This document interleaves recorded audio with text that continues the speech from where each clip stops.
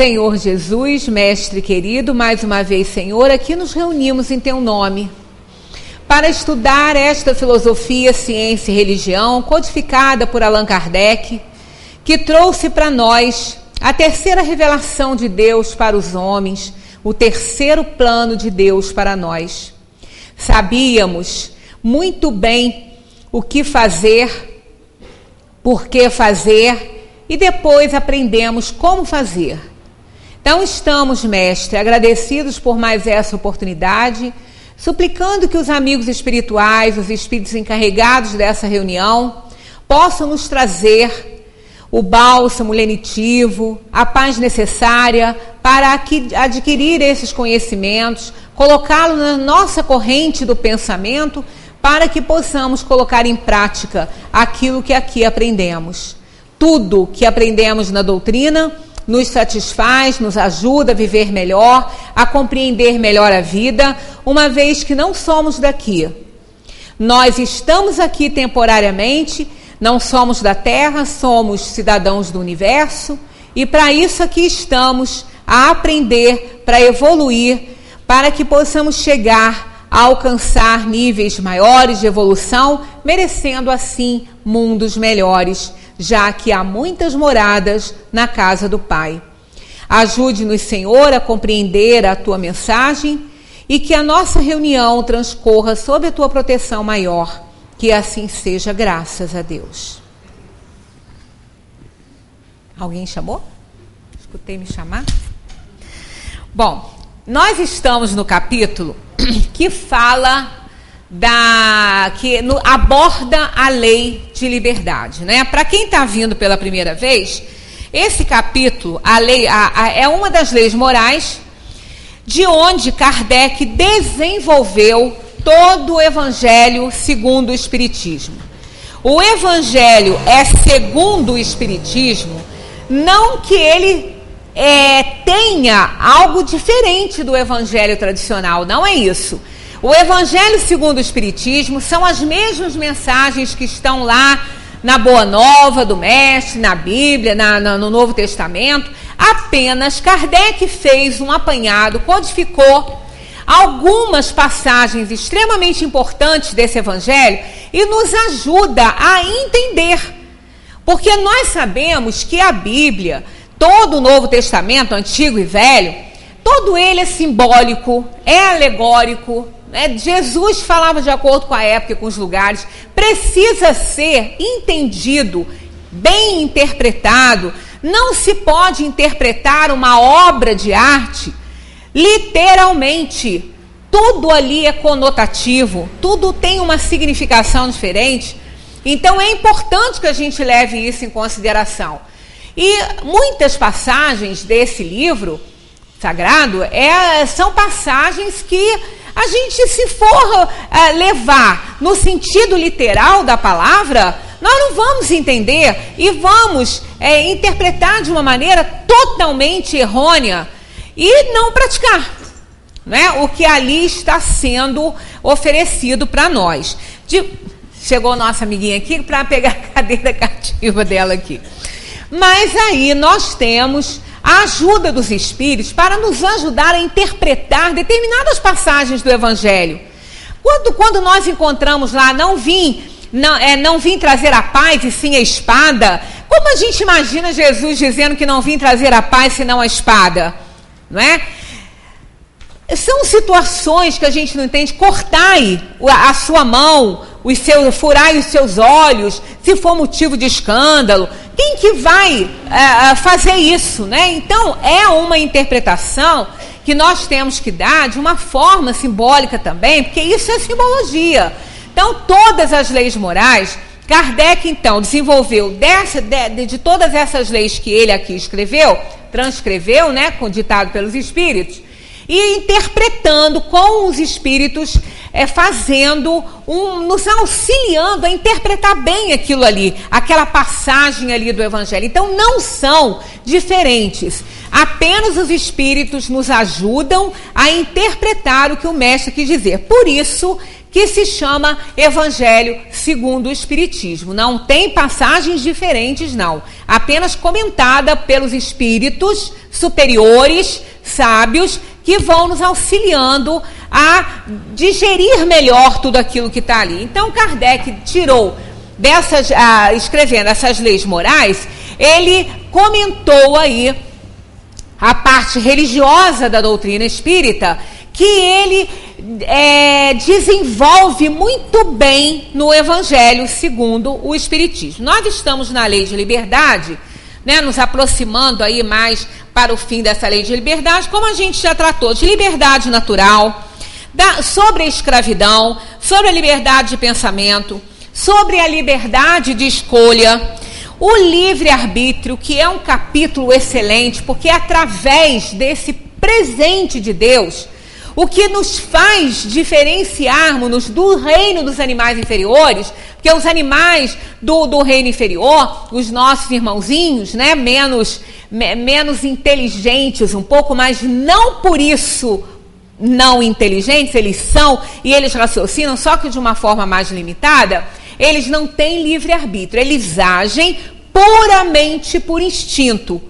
Então, todas aquelas qualidades, todas aquelas virtudes que nós vemos nos animais e vemos todas, basta querer observar e ter, né, boa vontade para isso, não são com conhecimento de causa, são instintivas. Eles não sabem que são leais, eles não sabem que são fiéis, eles não sabem que amam, eles não sabem disso, eles agem por instinto. Mas com essa parte instintiva deles, Deus nos dá verdadeiras lições, porque nós, no reino da inteligência superior, nós temos que ser fiéis também, leais, né, humildes, como eles são, né, assim, ter aquela consciência de que temos tarefas a realizar essas tarefas todas, tudo isso a gente encontra por instinto nesse reino. Mas no nosso reino, que é o reino da inteligência superior, nós temos que fazer isso tudo com conhecimento de causa. Então nós sabemos que amamos, nós sabemos quando somos fiéis ou não, quando somos leais ou não, né? Então isso é um livre-arbítrio. Jesus nos deu essa oportunidade aqui no mundo de nos mostrar as boas escolhas que podemos fazer para a gente chegar a ser um espírito bom, né? Porque nós ainda não somos bons espíritos. Nós estamos na linha ainda, na classe dos espíritos ainda inferiores. De forma que o livre-arbítrio é o que nos dá a oportunidade dessa evolução, porque é através deles que nós fazemos as boas ou as más escolhas na nossa vida, que vão fazer que nós tenhamos expiações, provações, muitas coisas para a gente passar, muitas coisas para a gente resgatar. Então é um capítulo que nós já passamos por ele e que vale sempre a pena ser revisto, ser analisado. Entramos no capítulo da fatalidade, que é exatamente o que nós estamos desenvolvendo agora. É um capítulo que, como a gente viu, nos dá uma tranquilidade muito grande na nossa vida, não é? Porque muitas coisas que nós chamamos de fatalidade não são. E através do livre-arbítrio, do bom uso, né, da nossa elegância em fazer ali as nossas escolhas, nós evitamos muitos males, muitas coisas que nós poderíamos considerar fatalidade são evitadas com o bom uso da nossa liberdade de agir, de fazer, de pensar, de tudo. Então nós estamos desenvolvendo esse capítulo aí. Paramos numa questão muito interessante, que foi aquela questão de algumas pessoas saberem, né, que vão dar certo na atividade que estão fazendo, então elas não têm medo, elas têm quase que uma certeza de que tudo vai sair bem, e isso também é uma intuição oferecida pelos espíritos. E terminamos até dando o exemplo de Joana d'Arc, que ia para as guerras, né, com a certeza da vitória, porque ela sabia, ela ouvia as vozes, era necessário ainda aquela guerra ali, porque a guerra ainda é um mal necessário na nossa civilização ainda muito atrasada, e ela tinha certeza da proteção maior, né? E aí a gente continua. Na 858, nós temos aqui os que pressentem a morte, geralmente a temem menos do que os outros. E por que isso? Realmente, né? Nós não sabemos conscientemente a hora que a gente vai sair dessa terra. A gente não tem certeza. A gente pode até pressentir alguma coisa, mas tem algumas pessoas que até sabem, tem certeza daquele momento, né? Mas como a morte ainda é um dos inimigos a vencer, né? Ainda é aquele maior temor que nós temos, ainda reside em nós com um certo medo, né? Tudo assim provocado pelo instinto de conservação da matéria. Porque o espírito já encarnou várias vezes, não é? O espírito já teve várias involuções na matéria. A alma sabe que não morre, ela sabe que ela muda apenas de dimensão, ela sabe disso. Nós não estamos nas nossas primeiras encarnações, nós já estamos num nível de evolução onde já vivemos muito e já aprendemos muito com várias personalidades, sendo aí oferecidas a nossa individualidade, que é a alma, para que a gente possa se desenvolver e evoluir. E nós sabemos disso. Ao dormirmos, só o corpo dorme, nós nos emancipamos, entramos em contato com a dimensão dos espíritos, ficamos de igual para igual com eles, sabemos que a morte não é o fim de nada, é o princípio, é a renovação, é o início de uma nova etapa, nós sabemos disso. Mas se nós não tivéssemos em nós muito forte esse instinto de conservação, as primeiras contrariedades, os primeiros problemas, a gente sairia daqui pela porta errada, que é a do suicídio. Porque intuitivamente o espírito sabe que ele não morre. Então, se nós não tivéssemos em nós esse instinto de conservação tão forte, poderia ser que nós cometêssemos essas infrações diante dos problemas que nos incomodassem muito nesse mundo. Então, a morte, causada ainda por esse instinto de conservação, é um grande inimigo a vencer, é um grande temor que nós temos, né? Aliás, talvez seja o único, né? Seja o único, tirando a dor e o sofrimento, que as pessoas realmente têm muito medo disso, né? Mas a morte realmente é um temor enorme. Mas o espírito, sabendo que ele não morre, na verdade, a morte, nosso medo da morte, está mais relacionado à prestação de contas que a gente vai ter que dar quando a gente daqui partir.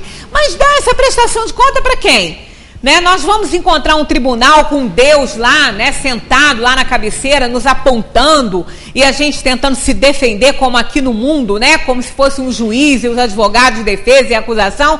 Não existe um tribunal divino assim, não. O tribunal divino Deus colocou em nós, assim como colocou o reino dele em nós, né? Na nossa consciência, aquela que não morre, na consciência que nós carregamos, que quando essa matéria morre, nós levamos, porque ela pertence a nós, é a alma, é o que nós levamos desse mundo. Nós não levamos mais nada, a não ser as nossas realizações, boas ou ruins, e a nossa consciência para nos cobrar ou aprovar aquilo que fizemos. Então é a essa consciência que nós vamos prestar conta, com certeza. A gente até aqui já presta conta, mas aqui, a gente envolvido pelos problemas do mundo, pelas facilidades, pelos bens que esse mundo oferece, a gente sempre acha que está com a razão. Sempre a gente está com a razão, né? Numa discussãozinha a gente nunca acha que o outro tem possibilidade de estar certo. Nossos argumentos são melhores, são muito mais intensos, e aí a gente acha que está sempre com a razão. Mas quando nós estamos isentos da influenciação desse mundo, é que a gente vê que, na verdade, a nossa consciência nos diz direitinho quando nós estamos certos e quando nós estamos errados, né? Então, a morte não é algo que que Deus deixa totalmente ao nível do nosso consciente na nossa vida. Então, a hora que nós chegamos nesse mundo e a hora que nós partimos, isso pra gente não é conhecido no nosso nível de consciência. Mas nós sabemos, ao reencarnar, mais ou menos qual é o período de vida que nós vamos viver nessa Terra. Quantas dezenas de anos nós vamos passar aqui? Qual é o período, né, de tempo que a gente vai ter para a gente poder espiar e provar tudo aquilo que a gente precisa para melhorar? Então, mais ou menos a gente sabe. Agora, o dia exato, né, isso é mais complicado. Mas quando a alma, ela tem uma evolução melhor, ela tem uma compreensão melhor dessa situação de vida na matéria e de vida fora da matéria, na dimensão dos espíritos, ela não tem a menor preocupação com isso. Então, dizer a uma pessoa que compreende muito bem isso, que ela vai desencarnar amanhã, jamais ela vai entrar em desespero, jamais ela vai se abalar com isso, ela sabe, ela tem essa compreensão. Tanto que perguntaram a São Francisco de Assis isso, né? Um discípulo de São Francisco perguntou, ele estava mexendo no jardim, perguntou a ele: mestre, se o senhor soubesse que o senhor iria morrer amanhã, o que o senhor faria hoje? Ele falou: eu continuaria fazendo o que estou fazendo, continuaria dando conta das minhas tarefas, continuaria mexendo no meu jardim. Né? Então ele não se abalaria, porque uma alma, um espírito de escola, um espírito iluminado, né, muito evoluído, sabe que não pertence a esse mundo, que está aqui por uma razão: evoluir. É sempre evoluir. Ainda que seja numa missão muito importante ou apenas nas tarefas comuns que nós realizamos no nosso dia a dia, o objetivo da nossa vida é evoluir. Então, quando a alma tem condições de saber quando ela vai morrer, ela não se abala com isso, por isso que ela não se irrita. Aí é quando os espíritos respondem: é o homem que teme a morte, não o espírito. Aquele que a pressente pensa mais como espírito do que como um homem comum, compreende a sua libertação e espera. Para o homem compreensivo, para um espírito evoluído, a morte não é fim de nada. É o retorno à casa do Pai, é o fim de uma etapa de experiência importante, e então ele não se abala nem um pouco com isso aí, né? Na 859, Kardec pergunta: se a morte não pode ser evitada quando chega a sua hora, acontece o mesmo com todos os acidentes no curso da nossa vida? Porque tem pessoas que tudo atribui a uma fatalidade, tudo atribui ao destino, e quando não, o que é muito pior, culpa Deus. Fala que foi Deus que quis assim. Deus é Pai misericordioso, nos ama incondicionalmente, mas conhece, logicamente, as nossas limitações. Então, nos dá a oportunidade de fazermos o conserto das nossas ações, de nos reajustarmos com o mundo. Muitas vezes nós temos que sofrer aquele espinho na carne que Paulo falava, para a gente poder melhorar, para a gente poder saber o quanto dói, que na verdade nós só conseguimos entender um pouquinho a dor do outro quando a gente passa alguma dor parecida. Que aí a gente fala: poxa, hoje eu te entendo. Quantas vezes a gente fala isso para alguém, né? Quando a gente passa um momento assim difícil, a gente fala assim para alguém: poxa vida, agora eu tô te entendendo. Quando você falava que você reclamava disso, eu achava até que você reclamava demais, que você estava exagerando, mas hoje eu sei a dor que você passou. Então, essa dor, muitas vezes, é necessária à nossa evolução. Porque nós só podemos conhecer o tamanho de algo quando a gente passa por situações que nos deem, com certeza, uma dimensão daquilo ali. Né? Às vezes a nossa cabeça não alcança o tamanho da dor de alguém ou o tamanho da felicidade de alguém se a gente não vivencia isso aí. Por isso que muitas vezes o espírito precisa de passar por algumas experiências ruins para ele poder evoluir. Não é que ele evolua apenas através da dor e do sofrimento. Isso é uma ideia errada que outros irmãos de outras religiões têm com relação aos espíritas. Né? E fala que o espiritismo ensina que a dor é fundamental para a evolução. Não é fundamental. Ela é um dos caminhos. Ela é um aguilhão de aperfeiçoamento. Ela nos recoloca no trilho da obediência. Agora, aquele que está fazendo bom uso do seu livre-arbítrio, ele não tem que sofrer. Nós sofremos por consequências negativas das nossas ações, porque cada ação carrega a sua reação. A ação que traz isso aí. Nós não podemos, por isso que quando a gente fala, é igual a semente, ela carrega o germe da árvore que ela vai ser. A gente, quando planta uma planta, não vai nascer outra. Aquela semente, se é uma planta, se é um girassol, não vai nascer rosa.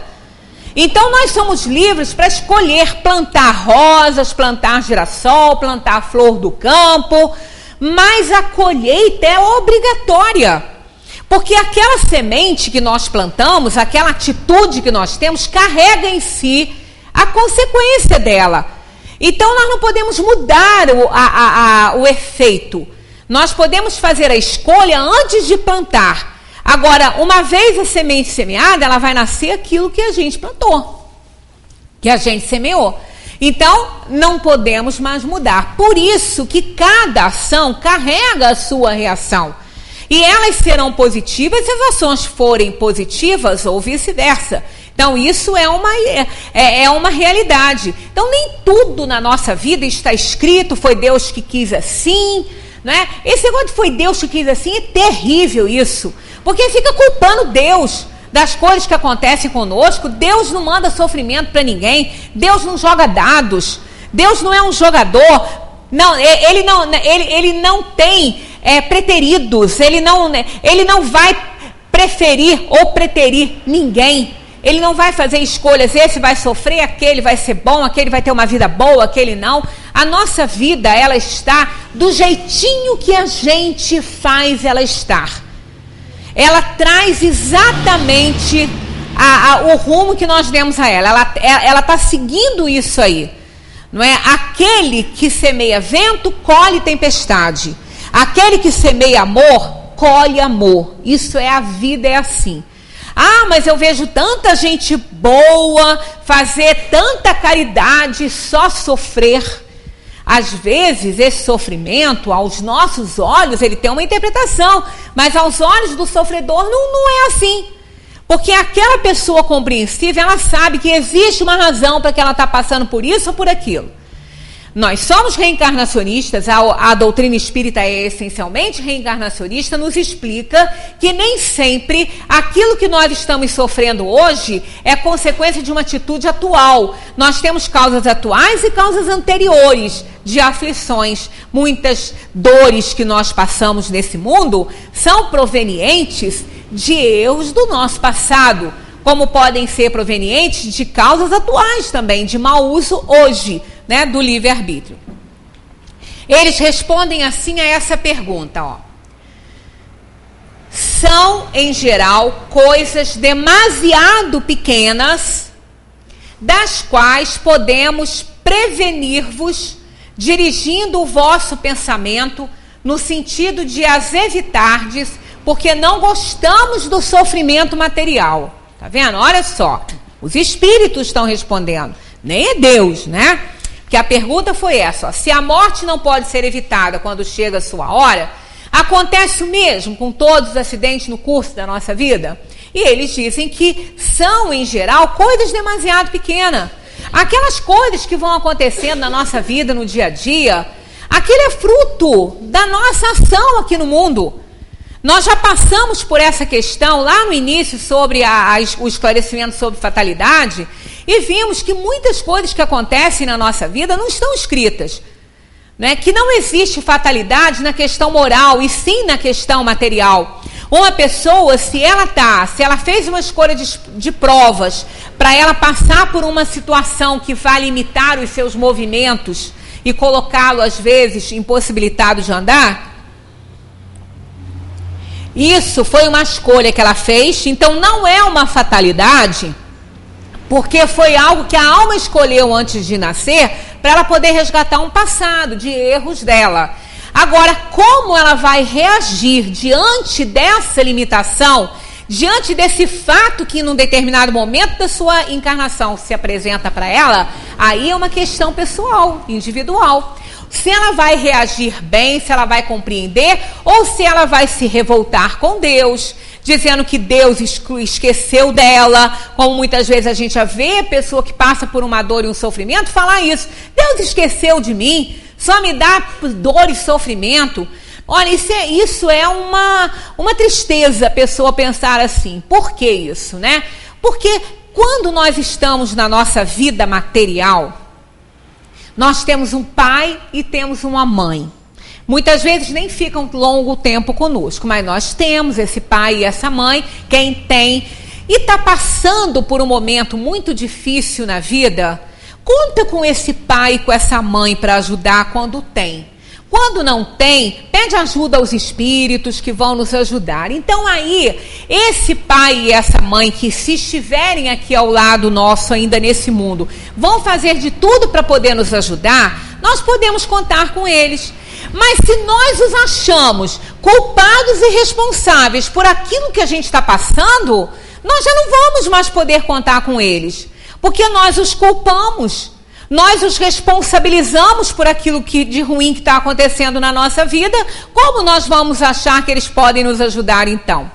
Então seria uma tristeza para alguém não poder contar com o seu pai e com a sua mãe aqui nesse mundo, estando eles aqui, por pensarem dessa forma, né, por uma interpretação própria. Muitas vezes os pais podem até ser responsáveis mesmo, porque a gente vê isso acontecer, não são porque são pais que são perfeitos.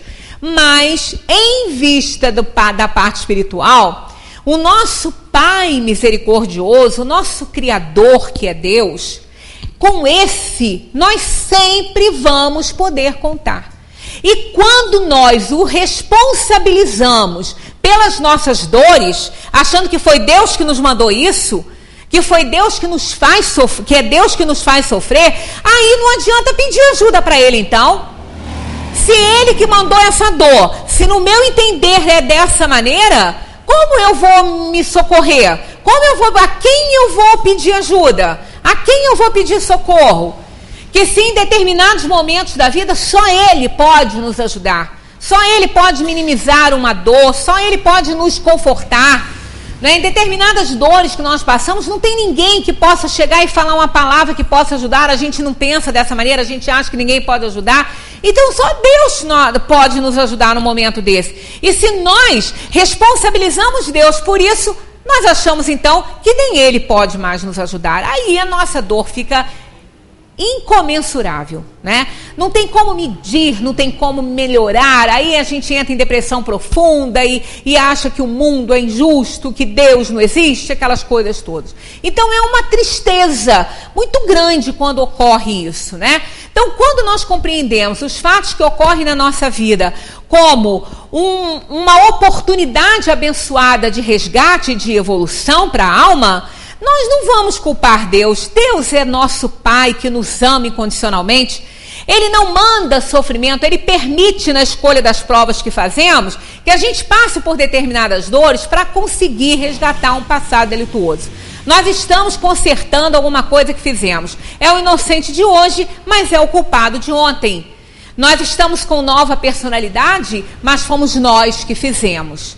Fomos nós, com certeza, que tomamos atitudes erradas no passado, que deram origem a hoje em algo que nos faz sofrer. Aí a gente realmente passa a aprender. Então são geralmente demasiado pequenas determinadas coisas para a gente achar que tudo é destino, não é? Mas isso é de pouca importância para o curso da vida que nós escolhemos.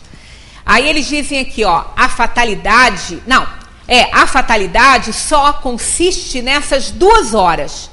Aquelas em que deveis aparecer e desaparecer desse mundo. Lembra que eu falei com vocês na semana passada? Quando eles falaram que fatalidade só é o momento da morte, eu falei, mais pra frente eles citam também o aparecimento nosso nesse mundo. Porque fatalidade, no sentido real da palavra, é aquilo que não depende da nossa ação nem da nossa escolha, né? Então é um resultado. Pela escolha de provas que fizemos, vamos passar por dores, vamos passar por problemas, causados pelo mau uso do livre-arbítrio. Então Deus nos dá essa oportunidade, mas essa dor e esse sofrimento não é mais uma fatalidade, porque é fruto da escolha que nós fizemos. Agora, o nascer e o partir, esses 2 momentos aí não foram escolhidos por nós, esses foram determinados. Esses Deus é que determina. Qual é o tempo que nós vamos precisar para fazer o resgate das nossas faltas? Quanto nós vamos poder ficar aqui? Quando a gente vem? A alma nunca sabe com antecedência quando ela vai reencarnar. Ela não sabe. Da mesma maneira que, com certeza, ela não sabe quando ela vai partir daqui. Ela pode mais ou menos pressentir o período. Ora, uma pessoa que está com uma doença em estado terminal, ela sabe que ela não vai ter longo tempo na Terra, que ela vai viver mais um pouco, mas ela não tem. Um médico não pode dizer assim, olha, você tem exatamente 3 meses de vida. Não. Ele pode virar para o paciente e falar, olha, pela evolução da sua doença, você tem mais alguns meses. Isso ele pode prever pelo estado em que ele vê a organização física da pessoa. Mas a data exata ele não pode saber, e nem nós também. Então, por isso que a fatalidade é só o momento da chegada e da partida, porque independem da nossa vontade. Há fatos que devem ocorrer forçosamente e que a vontade dos espíritos não pode conjurar.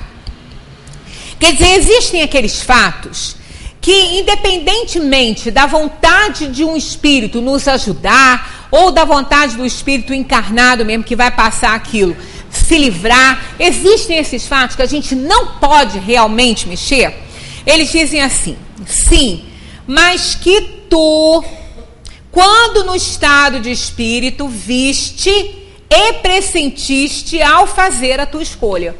Então, quando o espírito faz a escolha, ele sabe o que ele vai passar. Isso ele sabe. Quando a gente vem para esse mundo, a gente sabe o que a gente vai passar.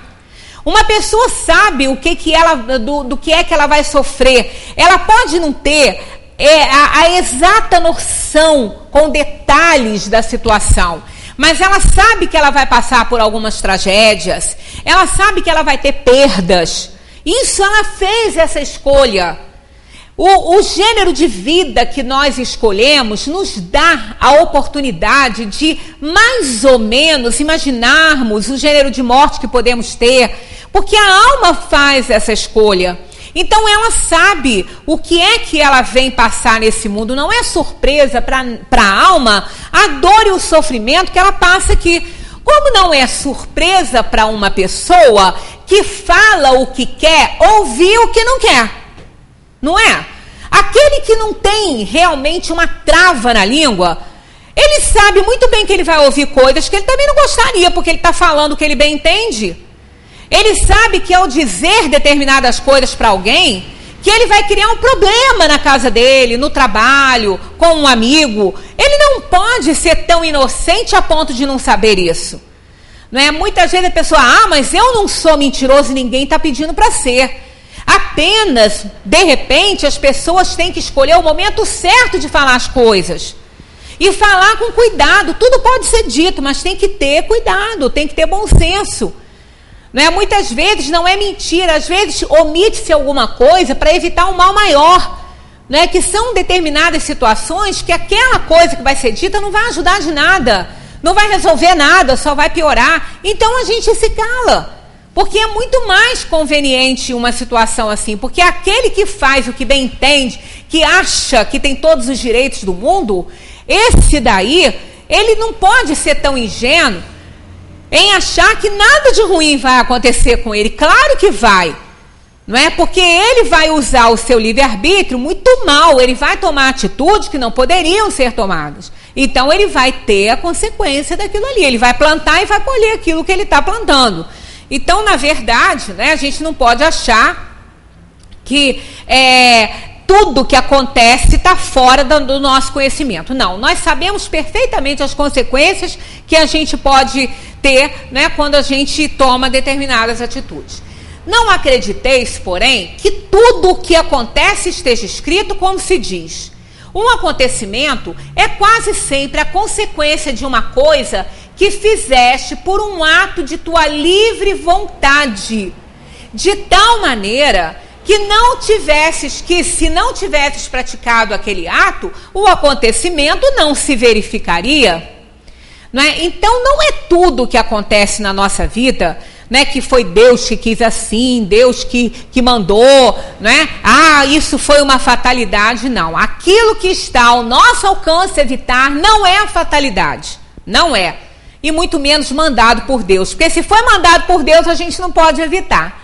Ele quer, a gente não tem como evitar. Se queimas o dedo, é um exemplo que eles dão. Se queimas o dedo, isso é apenas a consequência de tua imprudência e da condição da matéria. né, de ser sensível a esse calor, né? Somente, olha, é importante isso aqui, ó, somente as grandes dores, os acontecimentos importantes e capazes de influir na tua evolução moral são previstos por Deus. Olha o verbo, previstos. Olha esse particípio aí. Não é mandado, não é determinado, é previsto. Do tipo, o Espírito fez a escolha e ele permitiu. Ele achou que ele sabe que realmente, que Deus não acha, Deus sabe. Ele sabe que aquilo ali é fundamental para aquela pessoa evoluir. Então está previsto por ele. Isso é que é importante, somente as grandes dores, e não esses acontecimentos que a gente fica culpando fatalidade, que não é fruto do mau uso do livre-arbítrio, né? Então, somente as grandes dores, os acontecimentos importantes e capazes de influir na tua evolução moral, são previstos por Deus, porque são úteis à tua purificação e à tua instrução. Então, a gente volta àquele exemplo daquele músico, né? Que foi ajudar uma pessoa que estava sendo assaltada, foi baleado e foi parar numa cadeira de rodas. Isso aí não foi mandado por Deus, porque terminou isso para ele. Ele, na hora de fazer a sua escolha, ele precisava resgatar um erro dele do passado, ele escolheu essa limitação num determinado momento da vida dele aqui na Terra para que ele pudesse resgatar esse passado delituoso dele. Então, essa situação não foi mandada por Deus, mas foi prevista por Deus. Deus sabia, lógico, ele sabe tudo. Tudo que acontece, tudo que existe é fruto do pensamento divino. Né? Se ele não permitisse, nada aconteceria e não cai um fiozinho do nosso cabelo, né? Da nossa cabeça, sem que Deus saiba e permita essa situação. Mas não são mandados por ele, é diferente. E um acontecimento desse, como aconteceu com aquele jovem, é uma situação muito grande, de muita força para a sua evolução. Porque ele pode ali evoluir ou não. Ele pode compreender o que aconteceu, ele pode se tornar uma pessoa defensora realmente, encabeçar uma instituição aí para defender, para ajudar, ou pode se revoltar contra Deus e falar, tá vendo, ó, a gente vai ajudar nisso aí, ó. Por isso que agora não ajudo mais ninguém. Olha só o outro lado da ação e da atitude. Né? Então, nesse sentido, o Espírito é livre para ele decidir o que ele vai fazer com a vida dele dali para frente. Então, esses casos, esses são previstos, esses são escritos, digamos assim, naquele plano que nós fazemos de viagem. Esses são. Agora, os pequenos não. Aqueles que não oferecem nenhuma consequência, que não mudam nada na vida da pessoa, esse não. Mas uma situação dessa muda em todos os sentidos, muda em todos os aspectos. Ele, além de ficar com uma limitação física, ele está aí com um abacaxi para descascar, moralmente falando. Né, com a sua atitude, com o que ele vai fazer, com o seu pensamento, né, com o desenvolvimento do seu caráter, de tudo. Ele pode se revoltar ou não. Então, esses acontecimentos, esses sim estão previstos. Não é um destino, é um desígnio. É muito diferente, porque isso foi uma escolha dele. Destino não se escolhe. Né? O desígnio, sim, a gente escolhe, Deus aprova. Aí a gente vem para esse mundo para resgatar aí o nosso passado. Essa questão que vem agora é muito interessante. Ela, não sei se daria tempo da gente explorar bem ela, mas se não der, a gente continua sem ser a próxima na outra, porque na próxima é o Esclarecendo Dúvidas, né? A 860, ela é curta, mas ela tem muito conteúdo. Olha só. Pode o homem, por sua vontade e pelos seus atos, evitar acontecimentos que deviam realizar-se e vice-versa? Porque isso é uma outra ação. Se nós tivéssemos realmente um destino, se tudo na nossa vida tivesse escrito, tivesse já resolvido para acontecer, onde estaria a nossa liberdade de ação, de expressão? Para que iríamos fazer as coisas? Iríamos lutar para quê? Já que tudo já vem, tudo vai estar escrito. Então, o destino não teria a menor graça. na nossa vida, né? Porque o que tem graça, o que tempera a nossa vida é o esforço que nós fazemos para conseguir conquistar algumas coisas. A gente tira isso por uma bobagem, uma coisinha de criança.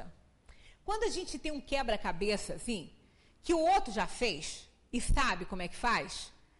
Eu, quando era criança, eu tinha raiva quando alguém me ensinasse a fazer. Eu tenho 2 irmãos, né? Às vezes eles já sabiam, vinham e me falavam a resposta, mas eu ficava danada da vida. Eu queria descobrir, agora não tem mais graça. Não tem mais graça isso. Realmente, quando a gente não faz o esforço próprio, a gente não acha muita graça. Né? Uma pessoa que tem poucos recursos financeiros, ela não tem muito dinheiro, quando ela consegue juntar um dinheirinho, consegue comprar uma coisa que ela deseja, aquilo tem um valor enorme para ela, ela fica numa felicidade, porque ela conquistou, ela se esforçou para aquilo ali acontecer. Não foi fácil, ela teve que se privar de outras coisas. Né? E para alguém que tem muito, comprar algo caríssimo, né? Assim, que queira, nem quer muito, porque tudo que quer pode ter, né? Então não dá aquele valor, não dá aquela atenção, não tem o mesmo sabor, né? Então na luta do dia a dia da nossa vida é assim também. Quando nós conseguimos conquistar uma virtude, quando a gente consegue tomar uma atitude que contrariou o nosso interesse pessoal, e a gente fez aquilo, e aquilo ali teve um bom resultado, um desfecho para aquela outra pessoa, e a gente conseguiu vencer essa inferioridade, que é o interesse pessoal, a gente fica muito feliz. A gente não cabe em si de felicidade, que a gente foi capaz de passar por cima de um interesse próprio, foi capaz de fazer por alguém alguma coisa, e aquilo beneficiou muito aquela pessoa. Resolveu muitos problemas daquela pessoa. Então são 3 efeitos tão positivos, tão grandes, que nos dá um prazer enorme, né? Nos faz nos sentir muito bem. Agora, quando a gente não vai nenhuma força para isso acontecer, não é grande coisa. É o danado do óbolo da viúva, né? Às vezes a pessoa dá tão pouquinho, mas ela deu o que tinha, ela deu muito mais do que aquele que deu muito e ainda ficou com tanto mais. Né? Então, esse óbolo da viúva é outra coisa que nos ensina muito na nossa vida. Às vezes a pessoa fala assim, mas fulano não contribuiu com quase nada. Ora, vamos pesar a situação. A contribuição de fulano era tudo que ele tinha. O outro deu muito mais, mas ele também tem muito mais. Não pesou para ele aquilo. Não fez diferença, mas aquele que deu o pouco que tinha, pode não ter feito diferença no montante lá para fazer a compra. Mas para ele foi tudo. Ele deu tudo o que tinha. Como aquele muito rico que desse a fortuna inteira para resolver o problema. Aí, olha o que os espíritos respondem nessa questão. Pode o homem, por sua vontade, pelos seus atos, evitar acontecimentos que deveriam realizar-se e vice-versa? Olha o que eles respondem. Pode. Eles já começam assim. Já nos renova o ânimo por fazer o sacrifício dos nossos interesses, né? Então, eles dizem assim, pode. Desde que... Aí eles têm 3 proposições para essa questão do poder mexer no plano. Olha só. Pode, desde que esse desvio aparente porque ele está dentro do plano, a gente que acha que não está. Pode, desde que esse desvio aparente possa caber na ordem geral da vida que ele escolheu. Então, os nossos planos reencarnatórios não são inflexíveis. Eles são flexíveis. Nós podemos mudar muitas coisas ali dentro. A gente pode fazer muitos arranjos, muitos adendos, colocar artigos nessa Constituição aí. Mas tem que estar dentro do plano geral.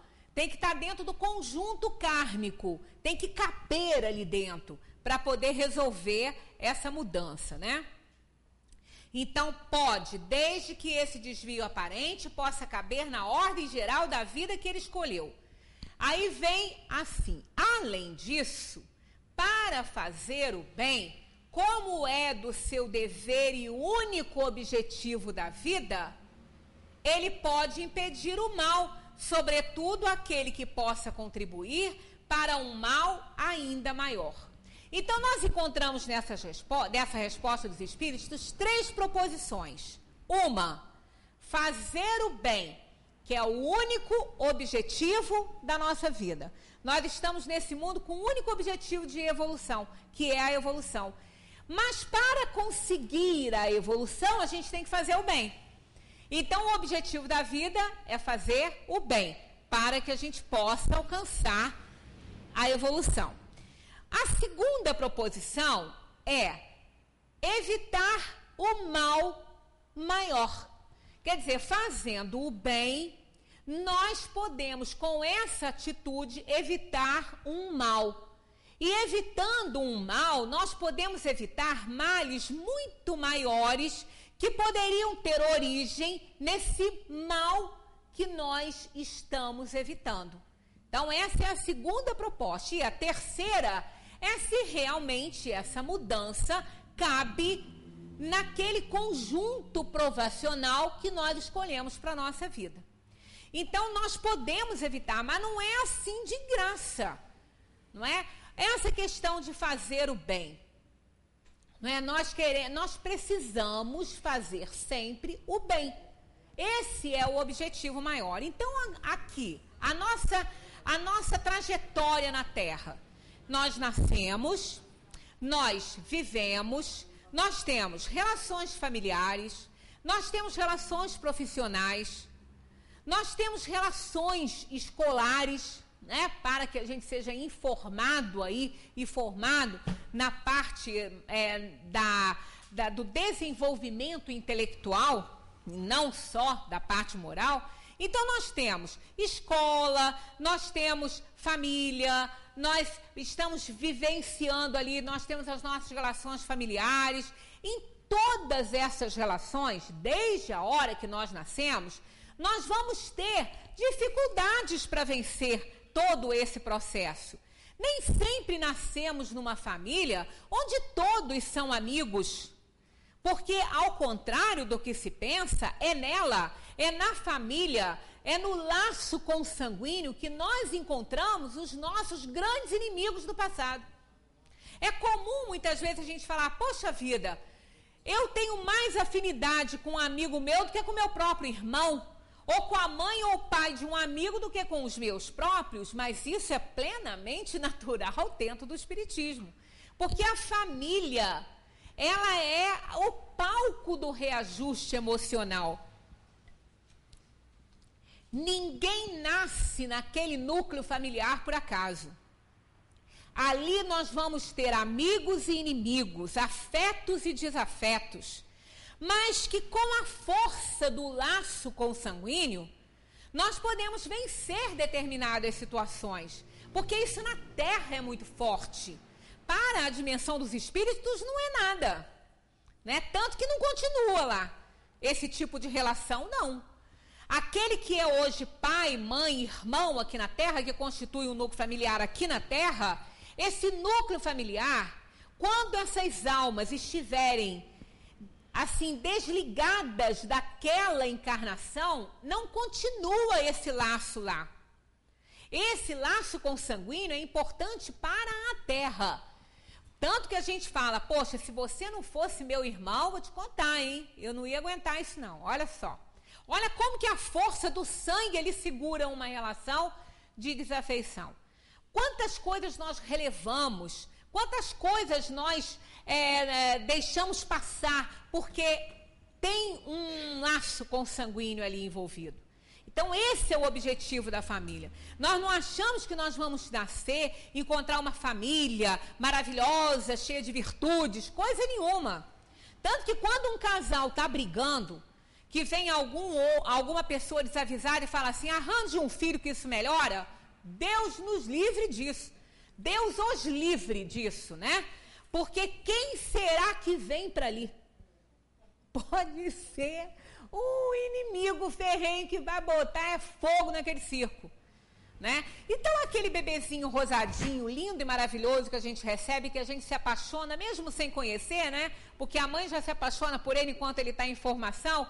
Nós não sabemos qual é a alma que vai reencarnar ali.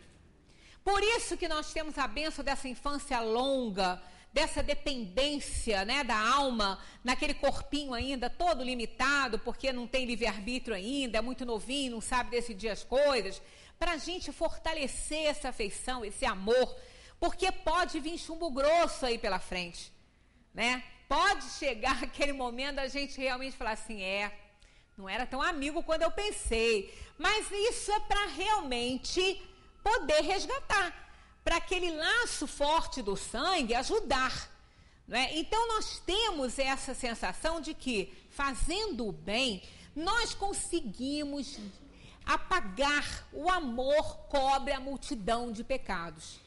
E quando a gente faz o bem, a gente evita males que vão ter origem nesse mal que a gente evitou.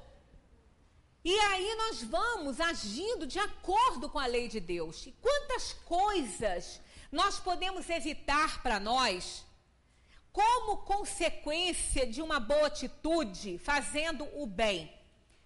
Muitas vezes aquele inimigo espiritual que está naquela família ali aprende a nos amar pelas boas atitudes que nós temos, pelo bem que a gente está fazendo.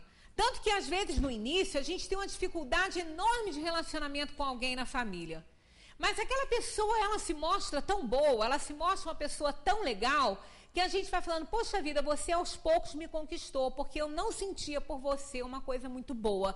Depois a gente tem até prazer de falar isso, né? E passa realmente a neutralizar tantas coisas ruins, e isso está crescendo, a pessoa está evoluindo, então vai evitar muitos males que poderiam estar dentro daquele esquema de provações e expiações que a gente traçou para a nossa viagem aqui na Terra.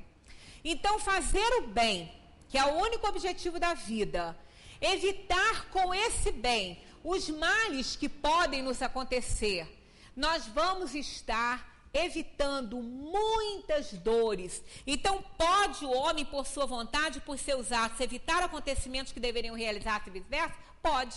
Então, toda a caminhada da alma, não é? A família, a escola, a profissão, né? O lugar de trabalho, as doenças que chegam, as dores, naquele complexo de nascer, crescer, viver, morrer e renascer ainda, tal é a lei que Kardec ensina, isso é o processo evolutivo da alma. Então, dentro dessa caminhada aí, nós vamos ter muitas oportunidades de fazer o bem, de evitar o mal, e assim nós vamos evitar males que poderiam acontecer na nossa vida e que não vão acontecer por causa da nossa atitude, do bom uso do livre-arbítrio que estamos fazendo. Caso seja o contrário, a gente não faça o bem, quantos males que estão no nosso karma, na nossa lista ali de provação e expiação, para acontecer, vão acontecer dinamizados. Então, por isso que é vice-versa, a gente pode evitar, como a gente pode trazer para nós males que poderiam ser evitados e não vão ser pelo mau uso do livre-arbítrio. Então, essa resposta dos espíritos, ela é muito boa. Ela é excelente, ela dá uma ideia de que o nosso esforço vale a pena, que a atitude que nós tomamos nesse mundo com as pessoas, né, vão resultar numa ação, numa consequência boa ou ruim para nós. Quantos males, quantos inimigos nós podemos vencer dessa forma, né? Está lá no Evangelho, reconciliai-vos com os seus adversários enquanto estáis a caminho. Muitas vezes nós não sabemos que são nossos adversários, mas intuitivamente, aquela antipatia que a gente tem pela pessoa, todo mundo já deve ter passado por uma experiência dessa. Lida com a pessoa, pouco nem conhece, mas tem uma antipatia que fala, gente, da onde que eu trago isso? Por que eu tenho essa raiva, essa antipatia de fulano? Fulano nunca me fez nada. Num momento desse, é uma reminiscência do passado, porque os nossos círculos de amizade não são por acaso também não. Vizinho, parente, companheiro de trabalho, nada disso é por acaso. Não é mesmo, né? Aquelas almas estão ali no nosso círculo de ação para que a gente possa se reajustar com elas. Né? Então, quando a gente faz o bem, acontece isso. Quando a gente tem aquela aversão e a pessoa não fez nada, a gente acaba excluindo um pouquinho aquela pessoa, né? Deixa ela no rol assim, não muito dos amigos, né? Mas dos inimigos também não pode, porque ela também não nos fez nada. Aí a gente bota ela no limbo, né? O que é o limbo? O limbo não é nada. O limbo é uma situação em que o sujeito não está nem no inferno nem no céu, né? Está no limbo. Então a gente bota a pessoa no limbo. Se a gente tiver que cortar um convidado de uma festa, ela é a primeira da fila, né? Se a gente não quer muito, se a gente não quer ir muito ao lugar e fulano já não vou não, já não estava com muita vontade, agora então que eu não estou mesmo. Então a gente bota a criatura no limbo. E às vezes aquela pessoa que está ali é ela que vai nos ajudar a melhorar um problema nosso de caráter. E aí quando a gente começa a ver, observar que aquela pessoa, ela não é o que a gente está pensando, que é um preconceito nosso, né? Às vezes não, às vezes a coisa é real. Depois acontece algo que a gente fala assim, sabia? Ó, eu sabia que eu não podia gostar de fulano, eu te falei que fulano era boa coisa. Pode acontecer isso? Pode, até pode. Mas não é regra, gente, não existe regra de vida. A única regra que existe para a vida é fazer o bem, essa é a única, não tem outra. Né? Não existe regra para ser bom, para ser ruim, não tem regra. É o momento que a gente está vivendo, é o ter olhos de ver e ouvidos de ouvir, para a gente tomar a atitude certa, né? E estar com um ambiente bom para aquele anjinho que está ali soprando no nosso ouvido ser ouvido por nós, porque o diabinho é sempre ouvido. Né? O diabinho a gente ouve com uma facilidade enorme, porque está de acordo com as nossas vontades, né? Porque nós estamos muito mais, né, voltados para a inferioridade do que para a superioridade. Digamos que a gente tem mais de Hitler do que de São Francisco de Assis. Né? Então isso tudo vai nos proporcionando oportunidade de evolução. Mas só em saber que a gente pode mudar muita coisa, que a gente tem como fazer, que nós vamos ser recompensados pelo nosso esforço, isso vale a pena. Isso dá vontade de fazer um esforço, dá vontade de fazer sacrifício, porque o objetivo é melhorar. A gente não pode permanecer uma vida inteira com aquele natural. Isso é horrível. Eu sempre gosto de lembrar a historinha do escorpião com a rã, né? Porque a rã sabe nadar muito bem e o escorpião morre afogado. E ele queria atravessar o lago. Aí ele pediu ajuda para a rã. Ela falou, não ajudo não porque você vai me ferrar. Você não é confiável. Né? Se eu te der uma carona, você vai me ferrar. Ele falou, pois é, mas eu não posso ser tão burro assim, porque se eu te ferrar, eu morro também. Porque eu vou cair no lago, se você morrer, eu não vou nadar. Aí eu também vou morrer. Aí a rã pensou, falou, realmente ele não pode ser tão burro assim, né? Porque se ele me ferrar, ele vai morrer também. Aí resolveu dar a carona. No meio do lago, ele, ferrou a rãzinha. Mas você falou que você não ia fazer isso comigo. Ele falou, pois é, mas o meu natural é esse. Pois é. Então, a gente morre por causa do nosso natural. Ninguém está aqui nesse mundo para ficar com o seu natural até a morte. Infelizes desses que ficam com o natural até a morte. Porque não melhorou nada, não evoluiu nada e ainda perdeu a vida. Da mesma maneira que o escorpião perdeu a vida dele, nós perdemos a grande oportunidade que é o tempo. Vida, a gente tem mais depois, reencarnado. Mas e o tempo de evolução? E o tempo perdido naquela encarnação? Esse não volta. Vida a gente ganha outra, quando reencarnarmos. Mas o tempo que passou, oportunidade perdida, é uma das piores coisas que a gente pode arrumar para a gente. Porque o tempo não retorna, não volta. E a gente joga fora oportunidade valiosa oferecida por Deus. Em casa, tem dever de casa, 861 para ler. sem ser essa semana, outra. E dentro desse capítulo aí deve ter dúvida, né? Que eu devo ter deixado na cabeça de alguém. Então, escrevam as suas perguntinhas e tragam para a próxima reunião, que aqui estaremos para fazer o Esclarecendo Dúvida. Quem está vindo pela primeira vez, a reunião da semana que vem é uma reunião que a gente não traz um tema determinado. As pessoas trazem perguntas e nós vamos tentar responder. Se eu souber, eu respondo. Se eu não souber e conseguir verificar na hora, eu verifico. Se não, me comprometo a trazer da outra vez, tá? Muita paz para todos. Continuemos a estudar essa doutrina maravilhosa que nos faz viver bem melhor a nossa experiência reencarnatória. Muita paz para todos.